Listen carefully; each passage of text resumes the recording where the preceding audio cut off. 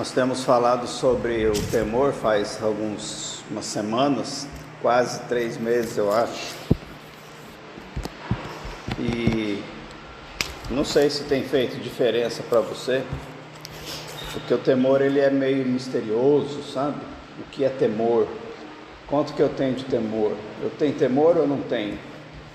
E desde quando a gente percebeu uma mensagem vinda do alto com mais intensidade na obediência, a gente aprendeu que o problema da desobediência é a falta de temor. E aí nós começamos a aprofundar em algumas áreas da vida, como é que a gente reina em vida, lá de Romanos 5,17, como é que a gente sai da obra humana e entra na obra do Espírito, como é que a gente desenvolve uma fé inabalável ou implacável. E agora nada disso funciona se você tiver só o amor e não tiver o temor. São duas coisas essenciais do caráter de Deus que nós precisamos aprender a buscar, porque as duas são reveladas por Ele e as duas são infinitas. Então a pergunta que tem que ser feita não é o quanto, se você tem temor ou não, mas o quanto de temor você tem. E o que é o temor para você saber?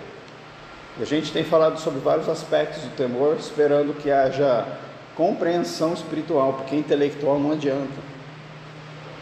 Eva tinha a compreensão intelectual da árvore errada, e isso não protegeu ela de pegar do fruto da árvore e morrer.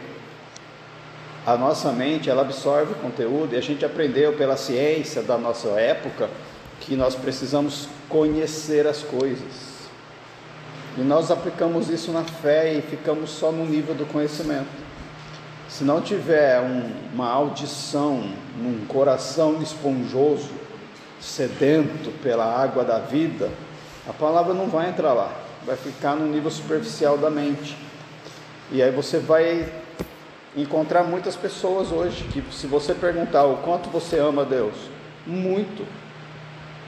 Eu agradeço a Ele todo dia. Eu espero nele todo dia, eu confio 100% nele, e o amor causa isso, e a pessoa está falando com sinceridade, e é verdade.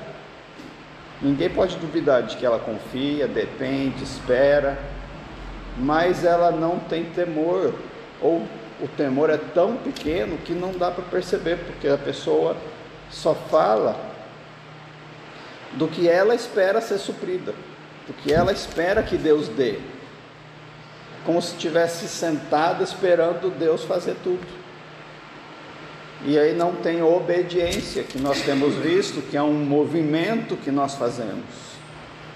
Nós temos ordens para cumprir, uma missão para ser feita, uma colaboração com o Espírito. Existe algo da nossa parte que não é ficar se reunindo e cantando e falando de versículos. Nós temos que brilhar, e o brilhar não é ficar falando de versículos e não pecar.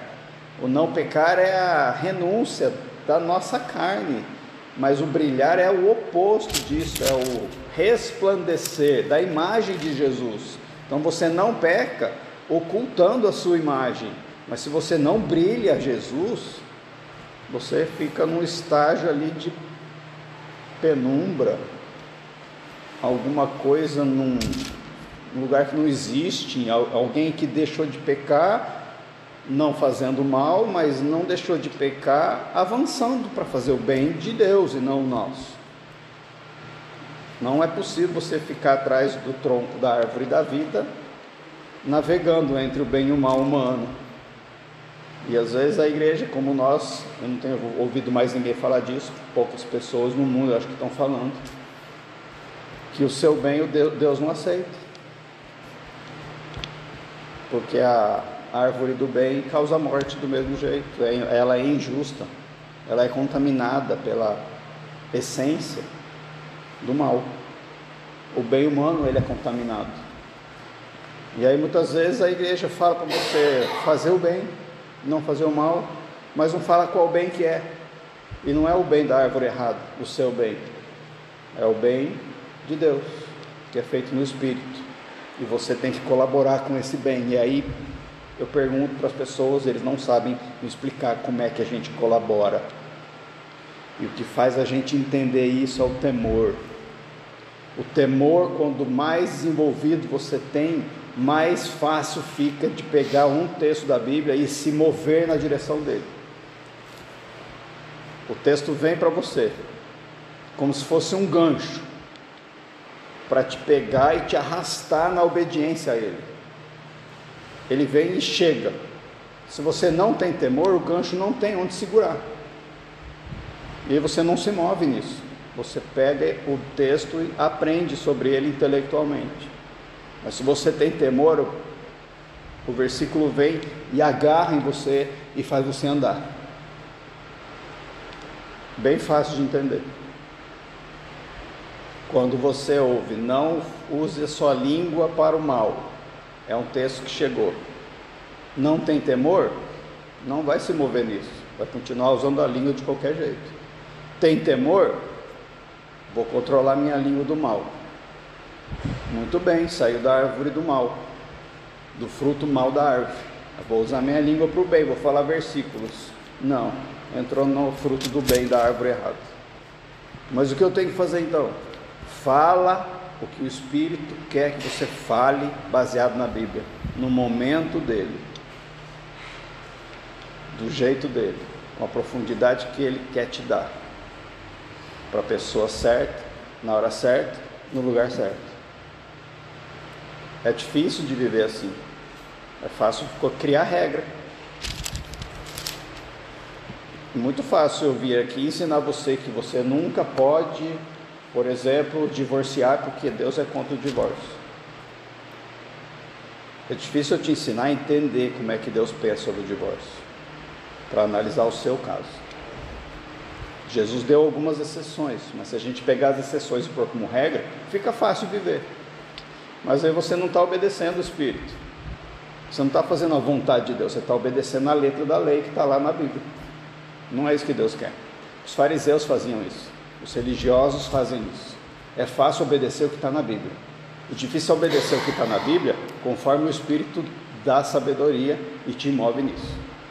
E isso eu não consigo ensinar. Por isso que ele mandou o auxiliador, para nos ensinar o que ele disse, para obedecer ao que ele nos ensinou. É uma corda bamba. Não esqueçam que a porta é estreita, o caminho também é. É muito fácil a gente sair da linha fina do caminho seguindo versículos bíblicos. O único jeito da gente não sair dali é estando submisso ao Espírito, que fica prisioneiro da palavra. Por isso que ele falou para Josué, por exemplo, que tudo vai ir bem para você, ninguém vai te resistir, você vai ser vitorioso, em tudo que você fizer vai ser abençoado, se você não se desviar nem para a esquerda e nem para a direita, e meditar na minha lei dia e noite. O que é esse meditar na lei dia e noite? É você entender a Bíblia e ficar lendo o tempo todo? Isso é regra, é rito. É você pegar a palavra, ouvir o Espírito naquilo que você está lendo e se mover naquela direção. Muito simples. Tem palavras que nós não gostamos de ouvir, porque não queremos que ela entre na nossa vida, naquele lugar específico em que tem trevas. E é ali que Deus vai primeiro.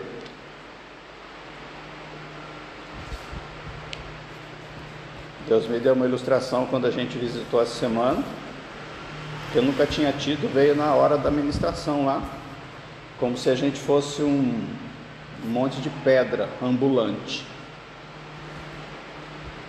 que serve só para machucar o próximo. Nós somos assim. Igual o coiso lá do Quarteto Fantástico, sabe? Um monte de pedra grudada que vai atropelando todo mundo. Só que aí no meio das pedras tem alguns travesseirinhos fofinhos, com peninhas, cobertos com um paninho de seda, para agradar todo mundo, que ele esfrega nesse travesseirinho. Poucos travesseiros no meio das pedras. Quando você encontra uma pessoa dessa e ela só dá pedrada em você, de vez em quando ela passa o travesseirinho para te agradar, o travesseirinho não vai fazer diferença nenhuma. você está sendo machucado. E se você está percebendo um monte de pedra na sua vida, não adianta querer fazer o bem passando travesseirinho na cara dos outros. Pode ser um versículo bíblico, pode ser uma ajuda financeira, pode ser uma palavra de bênção. Para de machucar as pessoas com as suas pedras. Não estou falando de ações ruins que você faz, estou falando da essência. Estou falando que você carrega pedras, estou falando que você é uma pedra.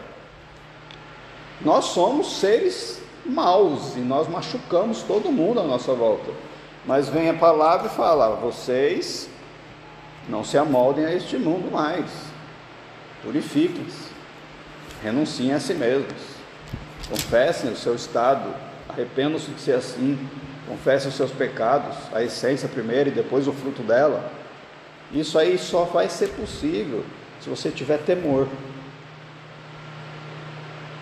Porque o temor vai lá nessas pedras, ele fala: ó, isso aqui é uma pedra que você tem. Vamos mexer nela?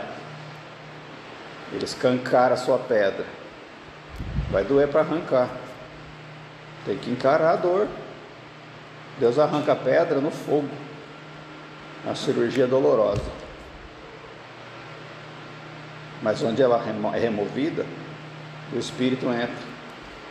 E aí o que você vai fazer para o próximo não é esfregar na cara dele o seu travesseirinho fofinho. É alimentar ele de vida. Porque o seu travesseirinho também você tem que arrancar, porque é seu. Tem que ser a vida de Deus em nós o tempo todo, e não o nosso bem ou o nosso mal. Sai disso se você não está nisso ainda. Sai disso. Deus quer transformar você do coiso com travesseiros para alguém igual a Jesus. E para isso que nós estamos falando tanto de temor. E o temor é muito difícil de entender. Por isso que ele fala para a gente meditar dia e noite. Porque o amor também é difícil de entender. Nós cantamos sobre o amor em 3 cânticos. No maior amor que já existiu. E mesmo assim a gente não consegue entender ele plenamente. Por mais que a gente pense nisso todo dia. O temor é a mesma coisa. Deus é infinito. Ele vai revelando para cada pessoa um pouquinho de cada vez do seu amor e do seu temor. Tem gente que foca só no amor. Desenvolve a sua perspectiva bíblica sobre o que é o amor de Deus. Glória a Deus. Mas tem que desenvolver também a sua perspectiva sobre o temor e deixar isso entrar. Quando você entender plenamente os dois lados, o amor e o temor, você vai entender melhor quem Deus é e quem você é. Porque o temor reflete a sua transformação e o amor não reflete isso. Você pega uma pessoa dentro da igreja que ama muito a Deus, ela pode ser a mesma pessoa que ela era antes de entrar na igreja. Só mudou o formato, mudou os verbos, as músicas, o que ela fala, mudou os programas que ela assiste, mudou o jeito que ela ora, mas não mudou o ser, a essência, porque é o temor que faz isso. Então quem ama a Deus ainda é a mesma pessoa. Talvez um pouquinho mais romântica, pensando num Deus romantizado, que é como o Papai Noel, que se eu for bonzinho ele vai me abençoar, e se eu for malzinho ele não vai me abençoar. E aí entra na religiosidade que faz trocas com Deus todo o tempo. Estou com crédito ou estou com débito? Acho que eu estou com débito porque eu estou com os problemas que ele não resolve. Isso é religiosidade. Se você entender quem você é, religiosidade some. Você só vai entender quem você é conhecendo Deus, porque daí a luz dele brilha, a imagem dele reflete em você, e o temor é gerado nesse contato. E quanto mais você teme, mais você obedece. Quanto mais você obedece, mais perto de Deus você está e ele de você. E quanto mais perto você está, mais da imagem dele é impressa em você. E é um ciclo que não acaba. Você se aproxima, recebe a imagem, gera temor para obedecer e se aproxima mais quando obedece. E se aproximando mais, recebe a imagem, gera temor e se aproxima mais na obediência. Isso é infinito, para você obedecer cada vez mais. Então, se você encontrar alguém que fala que é de Deus e não tem transformação interna, apesar da máscara religiosa, você já pode saber a razão. A pessoa não tem temor. E quando você se olhar no espelho, faça essa avaliação.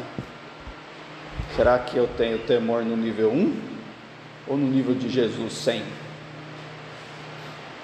Se avalie. Quanto eu obedeço de toda a palavra?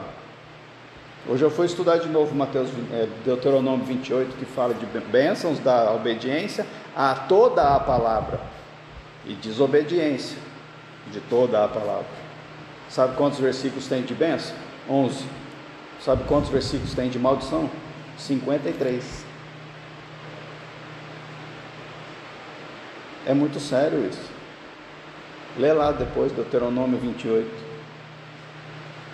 Se isso não gerar temor em você, vai gerar medo depois, porque você vai encontrar com Deus, Ele vai te cobrar isso. Você vai falar: eita, perdi tempo e não vi, não analisei direito, não meditei nisso, não apliquei na minha vida, agora estou prestando conta.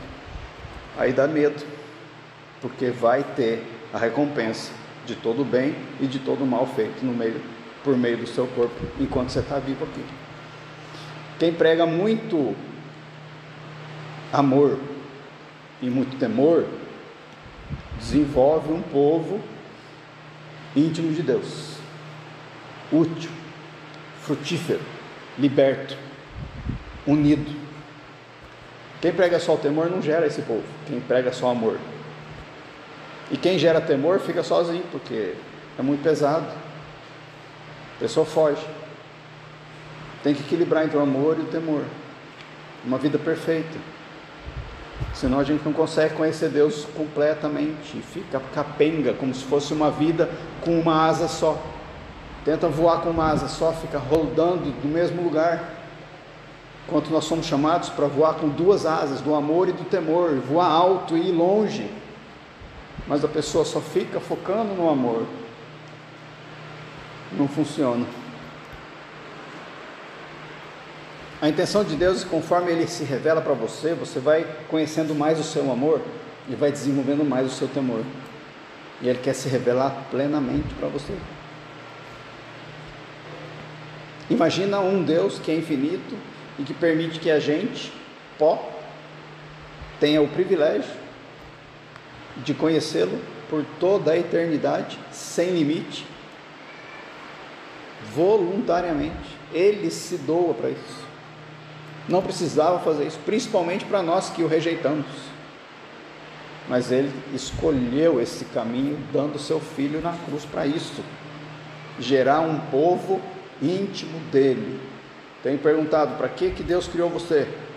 As pessoas falam: para adorar, para servir. Não, é para estar íntimo dEle, para ser igual a Ele, viver em uma mente, um só coração, buscando cada vez mais o conhecimento dEle, por toda a eternidade. Só está faltando desenvolver o temor. E para a gente tentar entender um pouquinho o que é o temor, vamos falar do temor dos homens. Você tem medo de quê? O que você teme? O que você teme, diz a Bíblia, é o que você vai servir. Quando você fica alarmado, ansioso, impressionado, apavorado, desconfiado ou com medo de alguém, você teme aquela pessoa.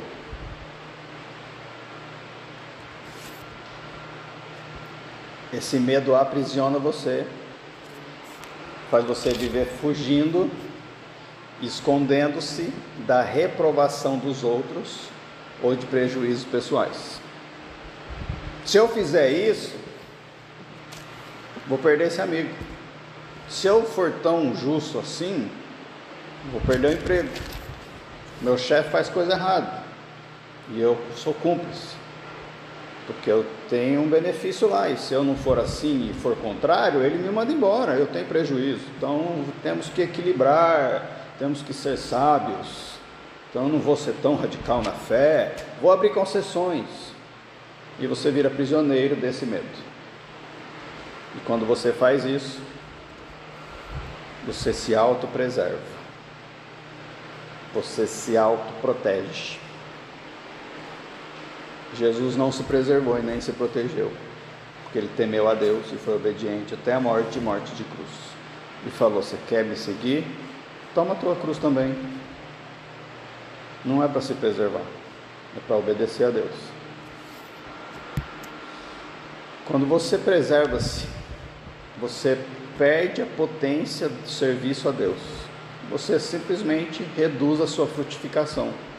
Se você, por exemplo, tem que orar por alguém, mas tem medo de que algo não vai acontecer na sua oração, isso é temor de Deus ou temor de outra coisa? De outra coisa. Você se retrai, se preserva e fala ainda religiosamente de que vai que Jesus ele é envergonhado, pois ele acabou de ser pela sua fé.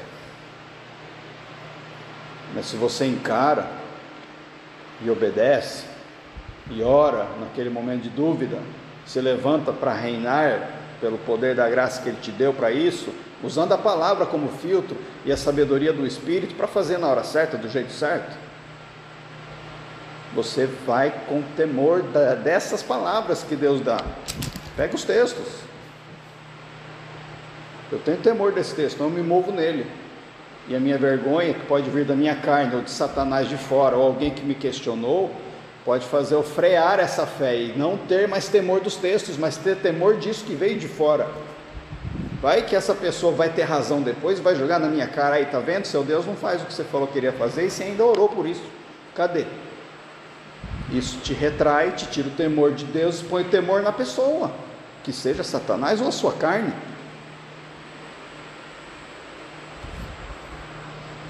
Parou de frutificar, se retraiu, entristeceu o espírito, se envergonhou de Jesus, e ele falou que vai acontecer com essa pessoa lá quando ela chegar, né? Não tem poder porque não tem fé, porque não tem temor, teve medo de outra coisa, ficou ineficiente, não teve resultado e não vai ter. Então, se você tem esse pensamento e não quer mudar, a pergunta que tem que ser feita é: você está feliz com o seu nível de fé? Com o fruto que você dá? Com a intimidade que você tem com Deus? Com quanto você impacta o mundo?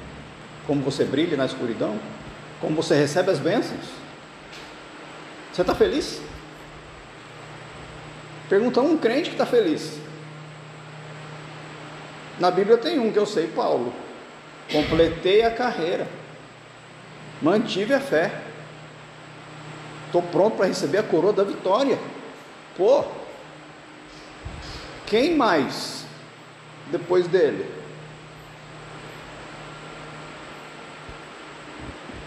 Então é um limite que a gente põe, e a gente entra na religiosidade por falta de temor, e a gente acha que a gente está semeando devagar um relacionamento com Deus, de participar das coisas de igreja, ou de buscar Deus em casa. Pois eu digo para você que o Jesus que você busca, o cabeça, tem um corpo, e está do seu ladinho, bem pertinho de você. Por que você não busca num jeito mais fácil? É físico aqui, ó. Está aí do seu lado Jesus, corpo de Cristo. Você quer buscar só o cabeça em casa? É isso? Você vai receber o quê?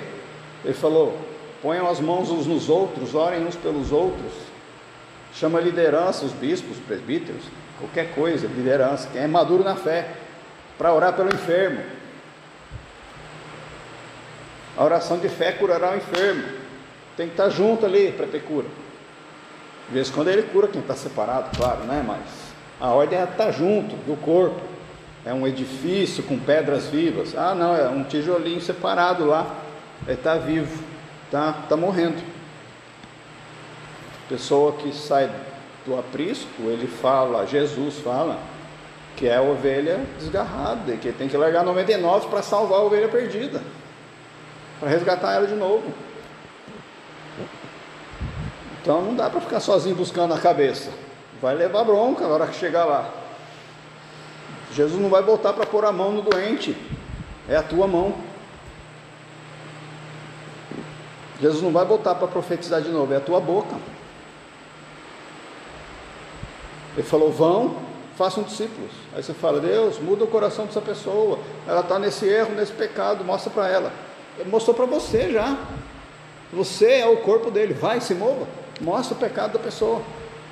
Ele não vai fazer isso, ele te revelou isso para você fazer. Por que a gente não faz? Temor de homens.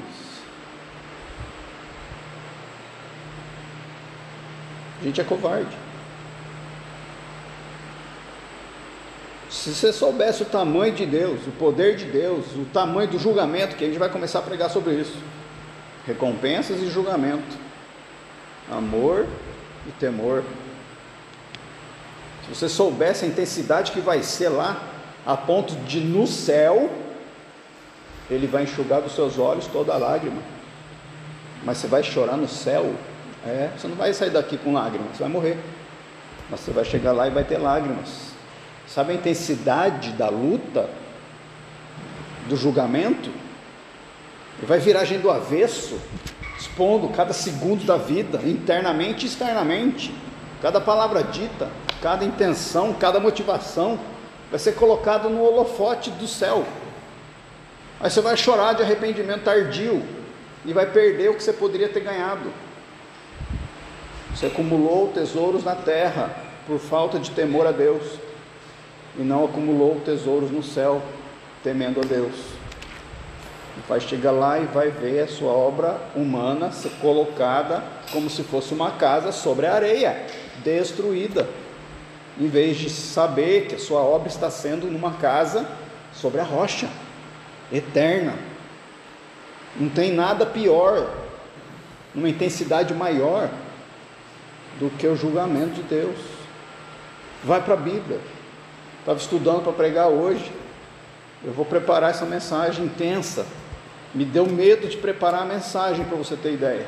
Me deu temor. Eu li alguns textos. Deuteronômio 28, das maldições, 53 versículos. Eu cansei de ler, não li tudo.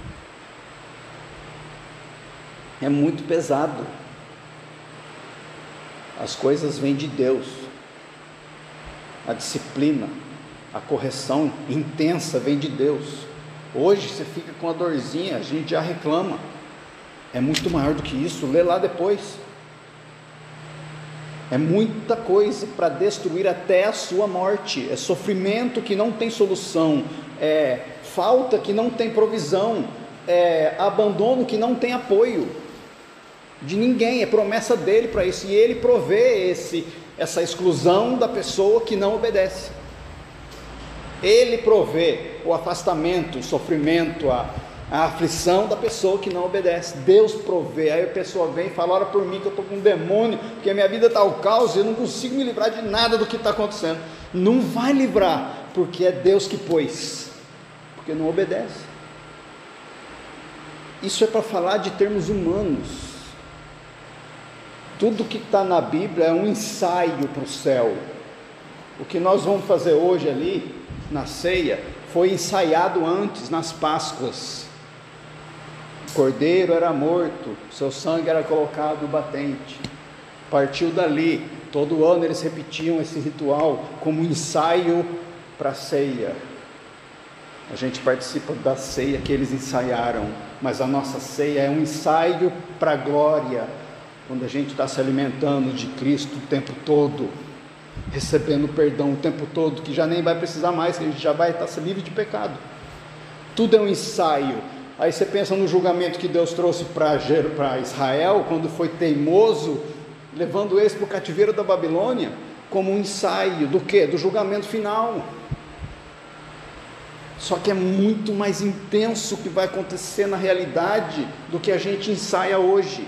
Do mesmo jeito que é muito mais intenso o que a gente vive com Jesus do que o que eles viviam com a lei. Tem que ter temor de Deus e da palavra dele, e abandonar o temor das pessoas.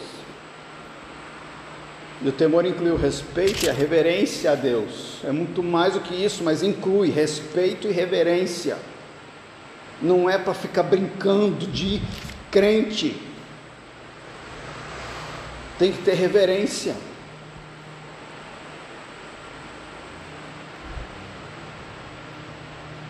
Po Yong Chol, criador, fundador, pastor, até recentemente, ano passado ele morreu, ano retrasado, da igreja maior do mundo, na Coreia do Sul. Ele tinha tanto temor que antes de pregar no domingo à noite, ele passava no mínimo 6 horas em oração. Como é que foi o seu domingo? Vou para o culto. Glória a Deus, te amo, Deus. Irreverente? O que entrou nos seus olhos hoje? O que entrou nos seus ouvidos? O que saiu dos seus pensamentos, das suas motivações? Você viu algum filme violento? Teve raiva de alguém? Se satisfez com a violência? E aí vem para o culto adorar um Deus Santo que vai julgar as motivações, que quer ter contato com Ele, estando contaminado, não cumpriu o Shabá, que é o domingo nosso. Você pode trabalhar, porque o Shabá é feito para o homem, não o homem para o Shabá. Você tem que trabalhar domingo, trabalha, mas separa o dia para ter um concerto, um contato, uma busca, uma intimidade, uma pureza. Entre de novo na sobriedade espiritual, sem se contaminar com excessos do mundo. Se separe nesse dia. O resto, ele deixa a gente correr, tem que correr. Deus não quer inútil, preguiçoso, mas tem que ter um momento de resguardar-se para buscá-lo com temor, com reverência, para ter sobriedade espiritual e ficar em alerta, porque você vai vir aqui no contato onde ele derrama a bênção, derrama a vida entre nós. Tem muita coisa que acontece no nosso meio, principalmente quando eu não estou pregando, quando a gente senta e conversa, quando a gente ora uns pelos outros, quando a gente confessa pecados, que só acontecem nesses momentos. Não acontece quando você está em casa sozinho, quando a gente está num culto público em que só um fala. A igreja de Atos era uma mente, um coração, e as pessoas todas da sociedade olhavam eles com bons olhos. Eles eram bem vistos por todos, por causa da unidade, do amor, do poder que estava neles, mas era tão intenso, a luz brilhava com tanta intensidade, que ninguém, diz Atos, tinha coragem de se aproximar deles. A gente tem uma coragem gigante hoje de entrar de qualquer jeito na presença de Deus, e esquece das pessoas do Antigo Testamento, que era inferior ao Novo, que foram fulminadas por fazer isso, irreverentemente. Temor inclui respeito e reverência. Põe Deus numa posição de destaque no seu coração e na sua vida. Então você pode ter temor só no domingo e dos outros dias não ter. Você pode ter temor agora que nós estamos falando disso, e a gente tem, porque a gente fala da palavra e a gente se vê como a gente é. Só que aí, se você não praticar depois, você vai esquecer quem é e vai voltar a ser quem o diabo quer que você seja. Quem teme coloca os desejos de Deus acima dos seus próprios, não importa o custo, o prejuízo. Quem teme odeia o que Deus odeia, ama o que Deus ama. Quem teme, treme diante dele, treme mesmo. Pensa no julgamento aí, no mínimo tem que ter um arrepio, se Deus quiser um tremor. Deus está na minha nuca agora, olhando para o meu coração, sabendo se eu estou sendo influenciado pela carne, que está em contato com o mundo, ou se eu estou sendo influenciado por Ele, pela palavra que entra no meu espírito e que separa a alma de espírito, juntas e medulas. Ele está ali olhando. Você tem a certeza que Ele está aí? Não dá um tremor?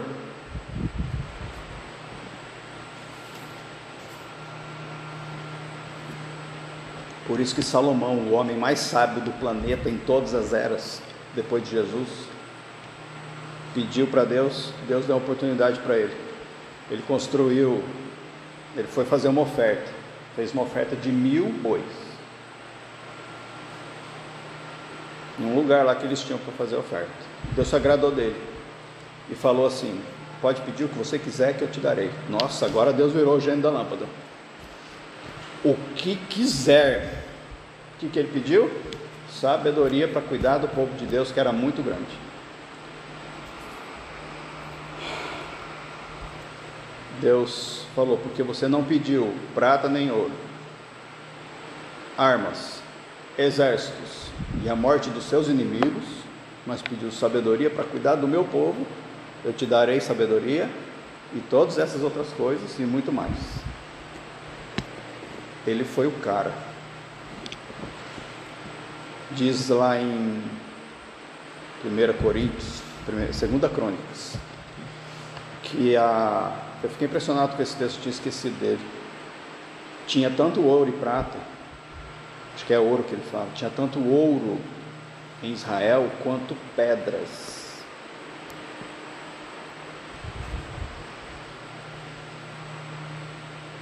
Porque ele temia e pediu sabedoria.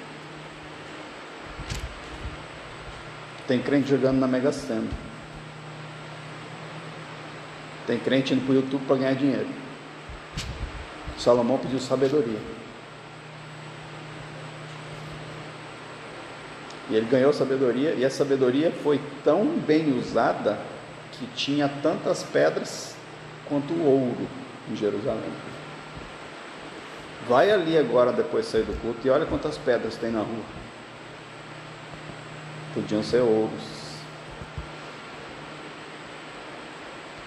Percebe a inversão que a gente faz pelo temor dos homens e o que a gente perde? Então é 2 Coríntios 1:10. Dá-me sabedoria e conhecimento para que eu possa liderar esta nação, pois quem pode governar este teu grande povo? Disse Deus a Salomão: já que este é o desejo do seu coração e você não pediu riquezas, nem bens, nem honra, nem a morte dos seus inimigos, nem vida longa, mas sabedoria e conhecimento para governar o meu povo, sobre o qual o fiz rei, você receberá o que pediu, mas também lhe darei riquezas, bens e honra, como nenhum rei antes de você teve, e nenhum depois de você terá. Isso é uma promessa de Deus, não é uma profecia, é Deus mesmo falando. Só que ele não recebeu como Matrix. Eu vou te dar, toma, pum, agora você é sábio, sabe tudo, agora você tem sabedoria, conhecimento de tudo. Não foi assim não. Lê Eclesiastes. Eclesiastes foi escrito no fim da vida dele, depois de velho, depois de ter desviado do temor, casado com mulheres pagãs e cultuado os deuses delas. No fim da vida ele analisou, buscou, até lá ele diz em Eclesiastes, depois de muito buscar conhecimento e sabedoria, chega à seguinte conclusão. Lê lá e veja a conclusão dele, da carne, que estava sem temor no fim da vida. Diz que o que é bom para os homens, o que ele tem que ensinar e recomenda para todos é que vocês curtam o fruto do seu trabalho. Sério? Que sabedoria.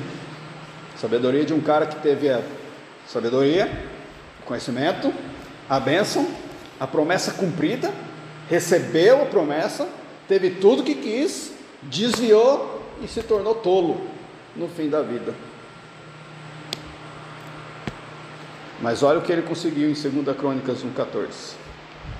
Juntou carros e cavalos, possuía 1.400 carros e 12.000 cavalos, naquela época. Vai pensando no custo, dos quais mantinha uma parte nas guarnições de algumas cidades e a outra perto dele em Jerusalém. O rei tornou tão comuns a prata e o ouro em Jerusalém quanto as pedras, e o cedro tão numeroso quanto as figueiras bravas da Cefelá. Os cavalos de Salomão eram importados do Egito e da Cilícia, onde os fornecedores do rei os compravam. Importavam do Egito um carro por 7,2 kg de prata e um cavalo por 1,8 kg, e os exportavam para todos os reis dos hititas e dos arameus. Ele usou a sabedoria dele para um negócio que está nesse texto. Ele era distribuidor de carros e cavalos. Ele comprava do Egito e da Cilícia e vendia para os reis que estavam em volta dele.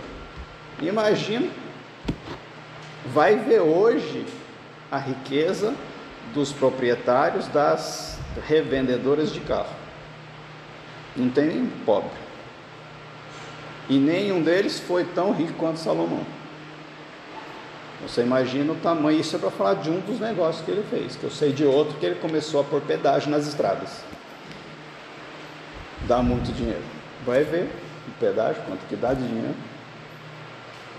Ele foi sábio. Ele ficou bem de vida.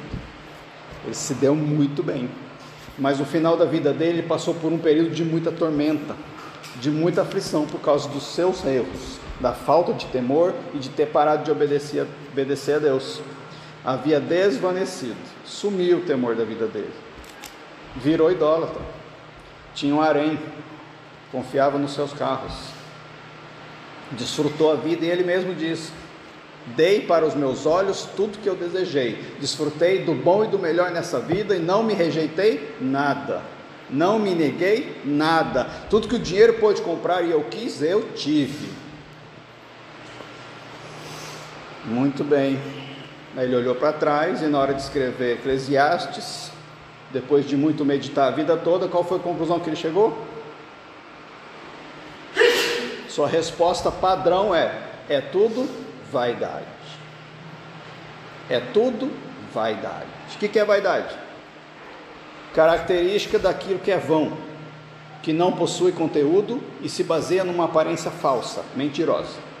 É o excesso de valor dado à própria aparência, aos atributos físicos ou intelectuais, caracterizado pela esperança de reconhecimento ou admiração de outras pessoas. Demonstra excesso de vaidade ao falar.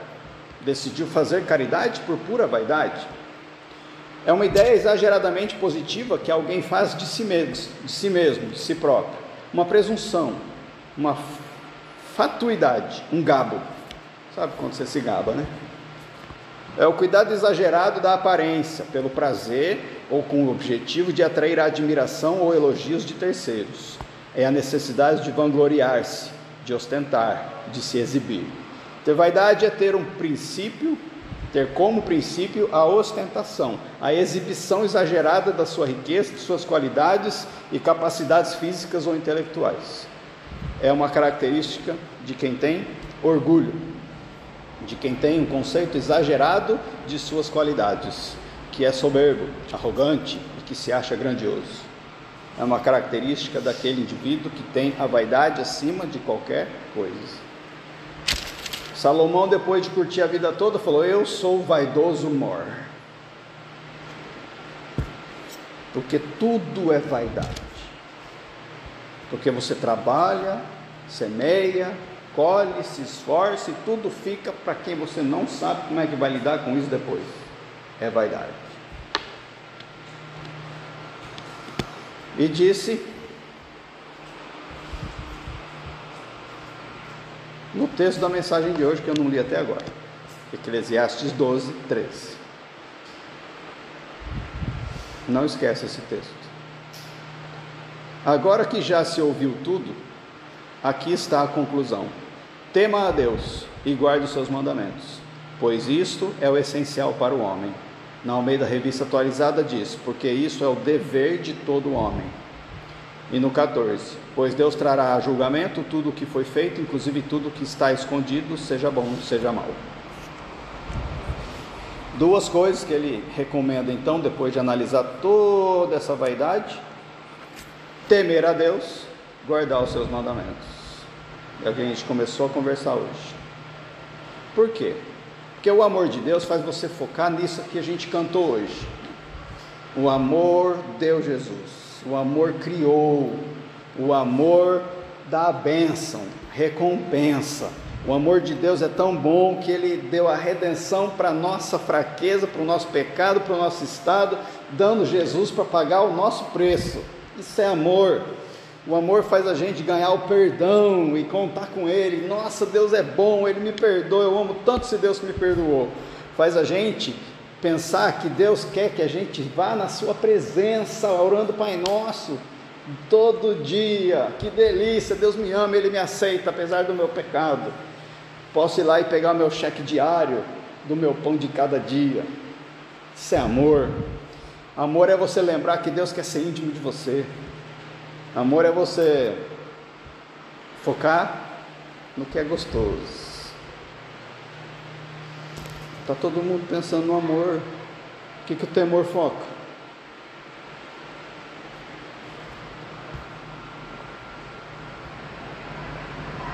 Enquanto o amor foca na misericórdia e na graça, o temor foca na santidade e na justiça. Você vai olhar e vai falar de obediência, vai falar de reverência, vai falar de condições para receber as recompensas, e não só das recompensas. Vai falar da submissão a Ele, a sua palavra. Vai falar do arrependimento, do seu mal que te afasta dele, da sua renúncia até o limite da cruz. Vai falar da sua purificação ou santidade, igual Ele é santo e puro ou perfeito. Vai falar da cooperação, que você tem que se mover para cooperar com o Espírito. Vai falar da transformação, para você deixar de ser um ser pedregoso e ser um ser de luz. Vai falar essas coisas de julgamento. Se você é julgado aqui, vai ser julgado lá. Essa metade, que parece ser a metade maior, né? Porque enquanto é 11 versículos sobre amor, é 53 sobre temor. Nós estamos curtindo 20% da fé e os 80% que interessa, a gente não está prestando atenção. A dificuldade do povo de Deus é essa: eu amo a Deus, mas eu não temo. Isso causa irreverência. É um desrespeito à sua autoridade e à sua palavra. O que Deus falou, você aceita se quiser. Você sabe mais do que Ele. Você sabe o momento certo para isso. Não é agora. Só que para alcançar a plenitude do amor, você tem que alcançar a plenitude do temor também. Como é que você vai se aproximar dele? Aí fica desfrutando da graça comum. Sabe a graça comum que é para todos? O sol nasce sobre bons e maus, a chuva cai sobre bons e maus, misericórdia se renova na cadeia para o pedófilo, para bons e maus. O cara pensa que é crente porque ele vive hoje, Deus ama ele. Apesar de eu ser pecador, Deus me ressuscitou. Entendeu? Agora eu sou alvo da misericórdia, mais um dia para eu tentar de novo.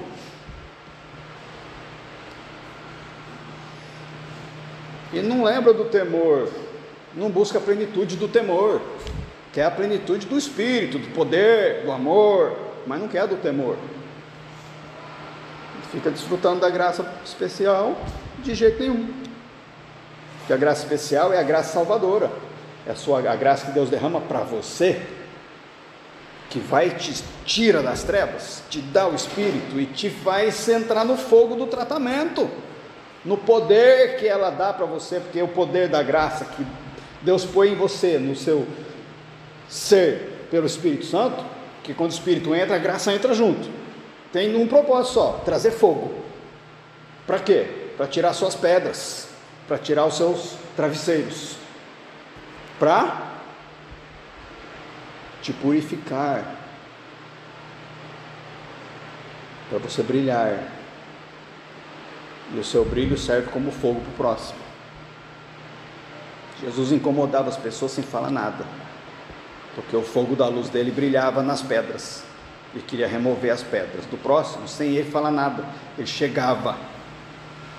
A gente faz visita, a gente não ora, não fala de comandos na fé para reinar em nome de Jesus, sai demônio. Nós não fazemos isso. E quando a gente chega na casa, o clima muda. Não é um rito a ser feito, entende? Não tem que ir lá e dar 3 pulinhos, ler 3 versículos, fazer 4 orações, impor a mão e derramar óleo de unção. Isso é rito. Se eu for como Jesus é, eu chego, o demônio sai, o pecado some e a pessoa ouve a verdade.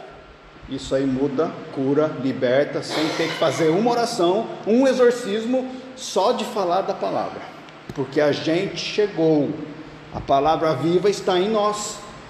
O fogo brilha e acaba com o mal dali. Aí o que acontece? A pessoa ouviu, não teve temor, a gente sai. Saiu tudo bem. Dia seguinte, e daí? Como é que foi depois da visita? Tudo bem? Tudo bem? Glória a Deus. Obrigado. Deus me libertou, curou. Estou feliz. Estamos juntos. Passa uma semana, o que acontece? Não tem temor. Esqueceu quem é. Não obedeceu a palavra dita. Volta para o estado anterior. Pastor, volta aqui de novo. Ora de novo. Ou manda uma mensagem para a igreja. Igreja, ora por mim. E fica nesse inferno, chamando o bombeiro do pastor para ir lá apagar o fogo. Que não vai ser apagado nunca, porque a promessa de Deus é trazer sofrimento para quem não obedece. Qual que é a nossa postura na Éfeso? É dar 30 chances para a pessoa ter temor. Chega um ponto que a gente não dá mais, a gente se afasta, a pessoa não quer, e é uma ordem bíblica: afastem-se e não cumprimentem os que pregam falso evangelho, afastem-se de quem causa divisão na igreja, não cumprimentem pessoas hipócritas, não permita o escândalo no meio do povo, tire a impureza do meio do povo, não jogue pérolas aos porcos. Sabe, a graça é cara, e nós somos guardiões dela. Não é para você sair abençoando todo mundo. A pessoa tem que se arrepender, mudar de vida e ter temor. Senão você tem que falar para a pessoa: você não tem a bênção, eu não posso orar por você. Você tem que se arrepender primeiro. Se ela não é crente e não sabe, você ora para se converter. Toma a cura que Deus tem. Nossa, curei, o que aconteceu? Vou te falar, foi Jesus que fez. Posso te explicar? Mas se a pessoa já tem essa consciência e rejeita por falta de temor, não é para a gente abençoar, não é para perdoar os pecados, porque a pessoa vai achar que está certa. A graça é cara, Jesus morreu para dar ela para a gente, para você entregar para qualquer um de qualquer jeito e querer pegar também de qualquer jeito? Não. Se você teme a Deus, você tem a graça especial, essa graça especial para você. Não fica na graça comum, avança. Amém? Eu separei aqui 1, 2, 3, 4, 5, 6, 7, 8, 9, 10, 11, 12, 13, 14, 15, 16, 17, 18, 19, 20, 21, 20. 20 bênçãos do temor, que não dá tempo de eu falar. Vou falar semana que vem. Se vocês quiserem esse texto, eu mando no grupo, ou para quem pedir, não vou mandar no grupo não, você vai ter que se mover, vai ter que me procurar no particular. Aí você pode adiantar as 20 promessas, são só 20, tem muito mais na Bíblia, para quem tem temor. Semana que vem, daí, se você ler antes, vai ser muito legal a gente conversar. Vamos orar?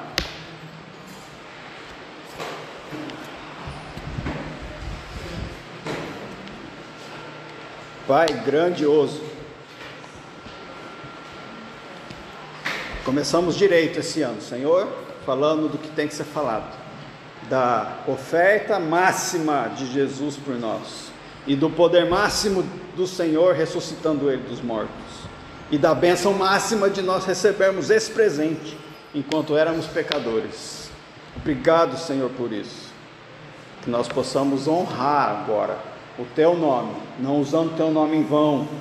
Isso ainda nós vamos ter que estudar melhor, Senhor, para a gente te honrar da forma que o Senhor merece, te dar primazia, colocar sua vontade acima de todo o resto, nos renunciar para deixar o Senhor viver em nós, acabar com a nossa treva para deixar sua luz brilhar, acabar com a nossa apatia para deixar o Senhor nos mover. E para isso, Senhor, nós pedimos para o Senhor nos abençoar com temor. O temor vem da fé. O Senhor disse para a gente que a fé é um dom e um fruto do Espírito, e que o Espírito distribui fé conforme lhe aprouver. Então nós pedimos agora, Espírito Santo, derrama fé sobre nós, muita fé, para aumentar o nosso amor e o nosso temor, para a gente se mover na obediência, para a gente não cair nas maldições da desobediência, que são muito maiores, quase 5 vezes mais do que as bênçãos da obediência.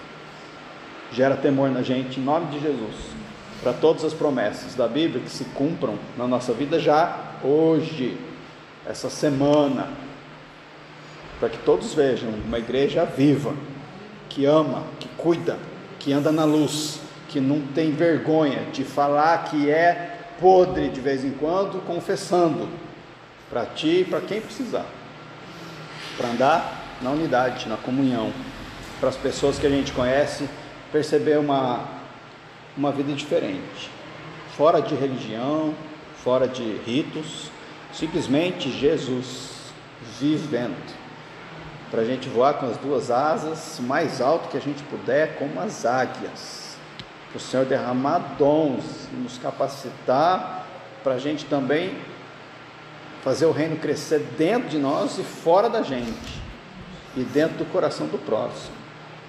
Queremos ser uma igreja missionária, uma igreja evangelística, mas uma igreja perfeita, que o Senhor vai voltar para uma igreja imaculada, perfeita e irrepreensível, que sejamos nós, em nome de Jesus, amém?